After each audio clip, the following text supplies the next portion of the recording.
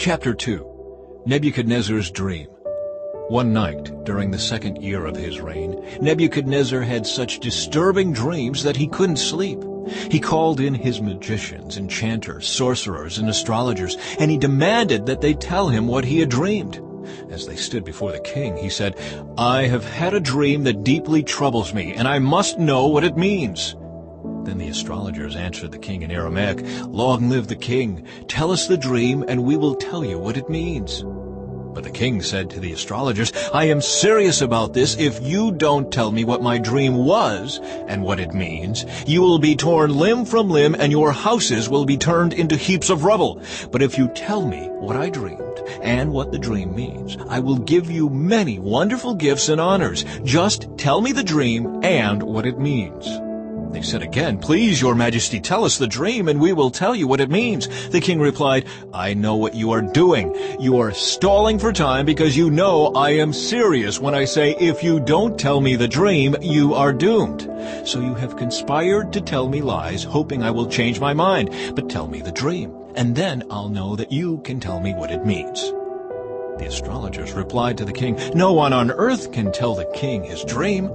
And no king, however great and powerful, has ever asked such a thing of any magician, enchanter, or astrologer. The king's demand is impossible. No one except the gods can tell you your dream, and they do not live here among people."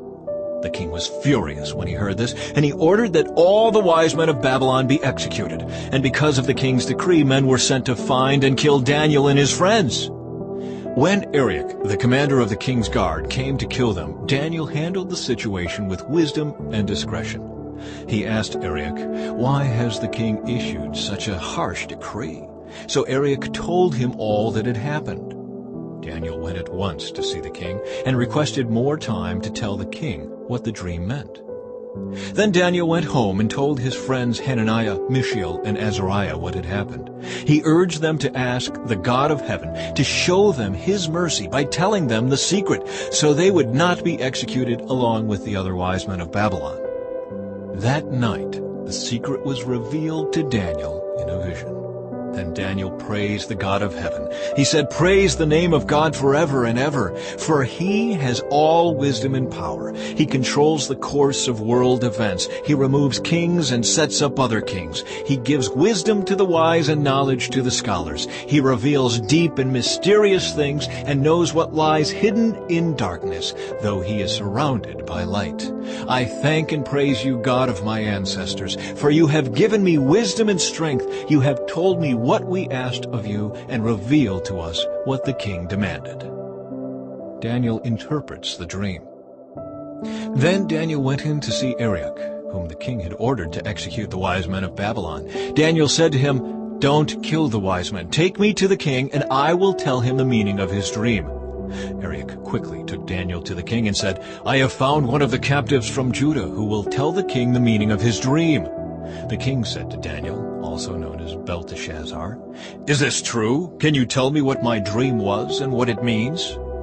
Daniel replied, "There are no wise men, enchanters, magicians, or fortune-tellers who can reveal the king's secret, but there is a God in heaven who reveals secrets, and he has shown King Nebuchadnezzar what will happen in the future. Now I will tell you your dream and the visions you saw as you lay on your bed. While your majesty was sleeping, you dreamed about coming events. He who reveals secrets has shown you what is going to happen. And it is not because I am wiser than anyone else that I know the secret of your dream, but because God wants you to understand what was in your heart. In your vision, your majesty, you saw standing before you a huge, shining statue of a man. It was a frightening sight. The head of the statue was made of fine gold. Its chest and arms were silver. Its belly and thighs were bronze. Its legs were iron, and its feet were a combination of iron and baked clay. As you watched, a rock was cut from a mountain, but not by human hands. It struck the feet of iron and clay, smashing them to bits. The whole statue was crushed into small pieces of iron, clay, bronze, silver, and gold. Then the wind blew them away without a trace, like chaff on a threshing floor. But the rock that knocked the statue down became a great mountain that covered the whole earth. That was the dream. Now we will tell the king what it means. Your Majesty, you are the greatest of kings. The God of heaven has given you sovereignty, power, strength, and honor. He has made you the ruler over all the inhabited world and has put even the wild animals and birds under your control. You are the head of gold. But after your kingdom comes to an end, another kingdom inferior to yours will rise to take your place. After that kingdom has fallen, yet a third kingdom, represented by bronze, will rise to rule the world. Following that kingdom, there will be a fourth one, as strong as iron. That kingdom will smash and crush all previous empires, just as iron smashes and crushes everything it strikes. The feet and toes you saw were a combination of iron and baked clay, showing that this kingdom will be divided.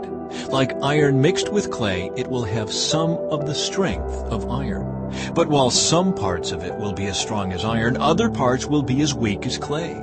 This mixture of iron and clay also shows that these kingdoms will try to strengthen themselves by forming alliances with each other through intermarriage. But they will not hold together, just as iron and clay do not mix.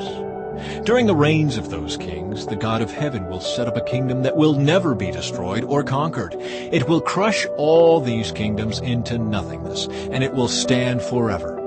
That is the meaning of the rock cut from the mountain, though not by human hands, that crushed to pieces the statue of iron, bronze, clay, silver, and gold. The great God was showing the king what will happen in the future. The dream is true, and its meaning is certain. Nebuchadnezzar rewards Daniel. Then King Nebuchadnezzar threw himself down before Daniel and worshipped him, and he commanded his people to offer sacrifices and burn sweet incense before him. The king said to Daniel, "Truly your God is the greatest of gods, the Lord over kings, a revealer of mysteries, for you have been able to reveal this secret." Then the king appointed Daniel to a high position and gave him many valuable gifts. He made Daniel ruler over the whole province of Babylon, as well as chief over all his wise men. At Daniel's request, the king appointed Shadrach, Meshach, and Abednego to be in charge of all the affairs of the province of Babylon, while Daniel remained in the king's court.